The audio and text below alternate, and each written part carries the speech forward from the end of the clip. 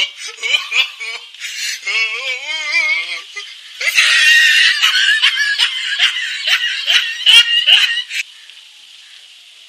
ये देखें, किसी के चेहरे पर आप मुस्कुराहट है, इन्होंने लोगों की मुस्कुराहटें छीन ली है। ठीक है, इन्होंने लोगों से उनका जीने का हक छीन लिया है। आप देख रहे हैं इंडिया जो है, इंडिया हमारे साथ आजाद हुआ है, आज कहाँ चला गया। अच्छा, इंसान अगर समझदार हो तो कहते हैं कि अपनी गलतियों से सीखता है, खास तौर पर जब इंसान को किसी वजह से बहुत ज्यादा तनकीद का निशाना बनाया जा रहा हो। आप देखिए हिंदुस्तान हमें कितनी जगहों पर हमें पीछे छोड़ गया। हम अपना वो बांग्लादेश जिसको हमने अपने अपना बैगेज उतारा कि ये बिल्कुल बेकार बैगेज है, वो हम जाके निकल गया।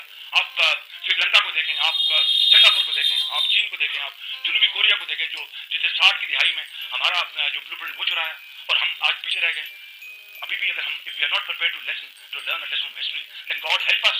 मगर आज भी इस कौम में तड़प है बड़ी, इस कौम में बहुत जज्बा है। कल भी मैंने देखा, हर जगह देख रहा हूँ कि आए मिलकर पाकिस्तान को बनाएं, आए हिंदुस्तान को टेक्सटाइल में, हम एजुकेशन में, हेल्थ में, इनोवेशन में, रिसर्च में पीछे छोड़ें।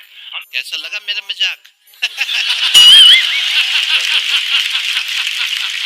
पाकिस्तान की जो इकोनॉमी है उसको रिवाइव करेंगे और 2030 में वो G20 में शामिल हो जाएंगे। उन्होंने कहा कि G20 में अब हम शामिल होने लगे और उसमें हम जो है वो शामिल होंगे। इसी के साथ उन्होंने जैसे कि हमेशा से होता है कि कश्मीर की भी बात की, लेकिन जो इंडिया से ताल्लुकात कैसे रखेंगे कंट्रीज के साथ या किस तरह की बने और वक्त आए कि हम यूरोप के मुकाबले में खड़े हों। आज हिंदुस्तान अगर G20 में जाता है तो मेरे दिल को तीर लगते हैं कि उसमें कौन सी वो जनाब कीमिया नुस्खा है हिंदुस्तान में कि मोदी जाके खड़ा होता है और हम खड़े तमाशा देख रहे हैं। This is not Quaid's Pakistan, this is not Iqbal Pakistan. Let's convert this opportunity into making this as Iqbal and Quaid's Pakistan. गजब टोपीबाज आदमी। पाकिस्तान एटमी ताकत वाला है, सुपर पावर एटमी ताकत है, ठीक है ना। एटमी ताकत होने के बावजूद अगर बांग्लादेश वहां जा सकता है, बांग्लादेश एटमी ताकत नहीं है, बांग्लादेश जा सकता है, तो हमारे लिए कितनी शर्मिंदगी है कि यार उन्होंने हमको नहीं बुलाया। नहीं बुलाया भी बड़ी बात नहीं है। बड़ी बात यह है कि हमारे जो लीडर हैं वो क्यों नहीं दूसरे कंट्रीज को के साथ डील करते, वो क्यों नहीं यहाँ पे आगे पाकिस्तान में सोचते कि यहाँ पे सर जी एक ही बात है, जी जी ये जितने भी है ना सियासतदान जिनको हम 40-50 साल से तुम्हारे हैं ना, ये हमारी जान छोड़ दे, हमारे लिए एक ही लीडर काफी है, इमरान खान जिंदाबाद। आपका मुल्क जो है ना ये चोर डाकू के हाथे चढ़ा हुआ है, ठीक है ना। आपका मुल्क कभी तरक्की नहीं कर सकता। आप लोग दिन ब दिन पीछे जाएंगे, आगे नहीं जा सकते आप। ठीक है, ये वो हमको चैलेंज करते हैं। नहीं क्या आप उनके चैलेंज को डिसएग्री करते हैं? आपको नहीं लगता जो सिचुएशन है वो यही है? तो हम देखो जज्बाती तौर पर तो हम अपने मुल्क के लिए कोई ऐसी बात तो नहीं कर सकते। ऐसे ही है। हम तो अपनी तरफ से झूठ बोल के भी फख्र करते हैं अपने मुल्क पर, यार नहीं हमारा मुल्क सही है यार, हमारे हुक्मरान ठीक है। आप ऐसे कर रहे हैं, झूठ बोल रहे हैं, आप इल्जाम लगा रहे हैं। अपने मुल्क के लिए झूठ बोल के लड़ना पड़ता है, लेकिन अंदर हमें पता होता है कि भाई कौन गलत है कौन अंदर ठीक से है। हमें पता है कि हम चोर और डाकू के पास मुल्क है। लेकिन हम क्या करें, मुल्क में अगर किसी को बोलेंगे तो शर्मिंदगी होगी। यही बात है। मैं 2010 में गया था, अच्छा, ठीक है, लेकिन कुत्ते की कदर थी लेकिन पाकिस्तानी को कदर नहीं थी। दुबई में कुत्ते की कदर थी, कुत्ते की कदर थी, लेकिन पाकिस्तान की कदर नहीं थी। सब कुछ है उधर, लेकिन कश्मीरी एक वजह से मार खाते हैं। क्यों? कि पाकिस्तान कश्मीर बनेगा, पाकिस्तान का नारा लगा के मार खाते हैं वो। अच्छा, ठीक है, यही तकलीफ है उनको, कोई तकलीफ नहीं है, बाकी सब कुछ उनको मिला हुआ है।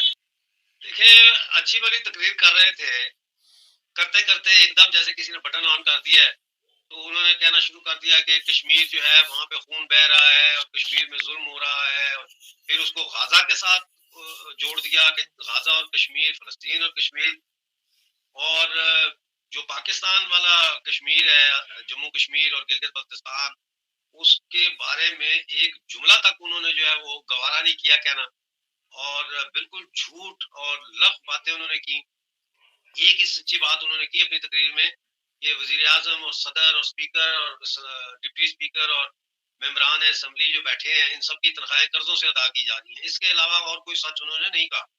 और फिर गुस्सा इस बात पे आता है कि देखें, कल हमारी जो है 5 मार्च को चौथी दफा जनरल स्ट्राइक हम कर रहे हैं अपने मुतालबात मनवाने के लिए। मुतालबे क्या है कि भाई हमारी जो सब्सिडीज यूनाइटेड नेशन की अप्रूव सब्सिडीज है हमारी आटे पे और शह खुदनी पे, उनको आपने काट दिया, खत्म कर दिया एक तरफा तौर पे, उनको बहाल किया जाए।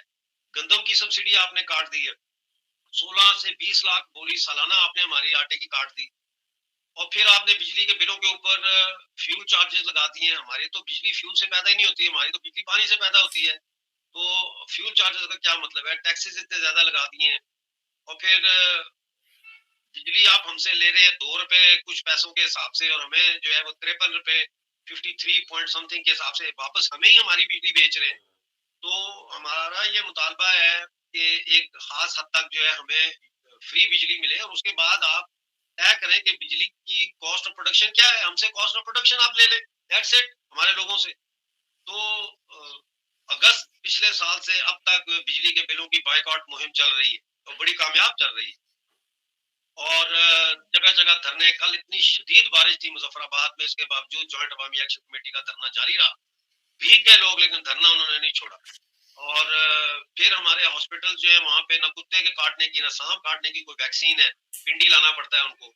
और इसी तरह न दवाइयां हैं, न कोई एजुकेशन का सिस्टम है। हमारे किसी भी कॉलेज यूनिवर्सिटी की डिग्री, चाहे वो कराकोरम यूनिवर्सिटी हो गिलगित बल्तिस्तान में, चाहे वो मुजफ्फराबाद में कश्मीर यूनिवर्सिटी हो, वो दुनिया में कहीं तस्लीम ही नहीं की जाता, उसकी कोई वुकत ही नहीं है। तो फिर पढ़ाई बंद करें, लपेटे इस काम को।